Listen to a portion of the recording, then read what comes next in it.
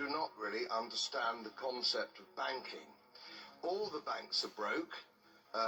Bank Santander, Deutsche Bank, Royal Bank of Scotland, they're all broke. And why are they broke? It isn't an act of God. It isn't some sort of tsunami. They're broke because we have a system called fractional reserve banking, which means that banks can lend money that they don't actually have. It's a criminal scandal, and it's been going on for too long. To add to that problem, you have moral hazard, a very significant moral hazard from the political sphere. And most of the problem starts in politics and central banks, which are part of the same political system. We have counterfeiting, sometimes called quantitative easing, but counterfeiting by any other name. The artificial printing of money, which if any ordinary person did, they'd go to prison for a very long time. And yet governments and central banks do it all the time.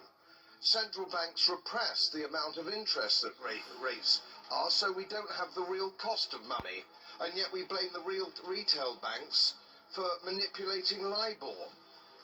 The sheer effrontery of this is quite astonishing. It's central banks. It's central banks that manipulate interest rates, Commissioner. And plus, underneath all this, we talk loosely, in a rather cavalier fashion, do we not, about deposit guarantees.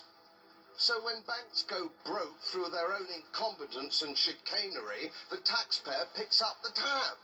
It's theft from the taxpayer.